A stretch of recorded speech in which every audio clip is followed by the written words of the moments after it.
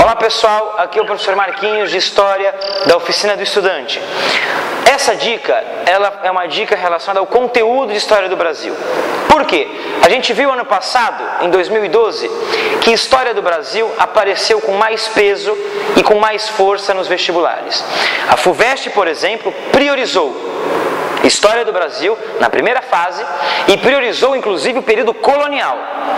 Já na segunda fase, os vestibulares mais famosos também deram mais peso à História do Brasil. E como sempre, tudo bem que não é colônia, obviamente, mas como sempre aparece a ditadura militar no Brasil. Assunto famosíssimo, assunto difícil e assunto super clássico em História do Brasil. Certamente vai aparecer em alguma prova famosa de 2013, vestibular de 2013. A discussão que eu trouxe é a seguinte: o movimento em 64, que saiu às ruas pedindo a deposição de João Goulart, pode ser lido e pode ser visto de diferentes modos. Diferentes nomenclaturas mostram diferentes posições políticas. Por exemplo, a direita, representada pelo Exército, a direita, representada, por exemplo, pela UDN, ou pela classe média no geral, chama o movimento de 64 de Revolução Preventiva. Foi uma revolução preventiva para prevenir um movimento comunista focado em João Goulart. Essa mesma direita, que chama o movimento de Revolução Preventiva, também chama de intervenção militar. Quer dizer, não foi golpe, foi intervenção militar. Não foi golpe, foi revolução preventiva contra o comunismo.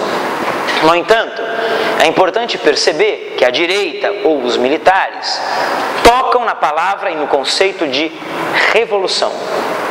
Tudo bem que para eles é preventiva, mas é uma revolução. Fizemos uma revolução. Qual? Evitamos uma outra revolução que seria da esquerda radical comunista. Tudo bem?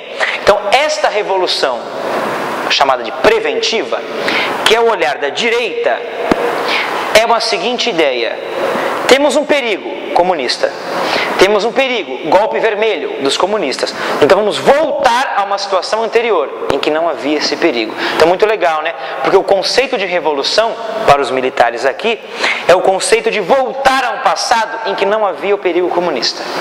É a ideia de voltar mesmo, de revolta, de voltar, entende? Mas é um conceito de revolução, de retorno a um passado em que não havia o perigo comunista.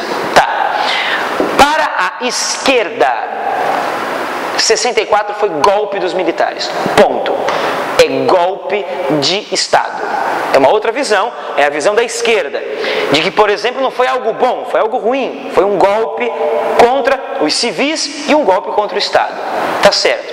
Só que a mesma esquerda radical, os comunistas, alguns estudantes, operários, essa mesma esquerda radical também trabalha com o conceito de revolução. Faremos uma revolução comunista ou uma revolução de cunho socialista, vinculado ou não a Moscou. Essa é uma outra discussão. Então olha que interessante, a direita trabalha com a ideia de revolução, voltar a um passado em que não havia o perigo comunista. A esquerda também trabalha com uma ideia de revolução, romper com as estruturas, comunismo no Brasil.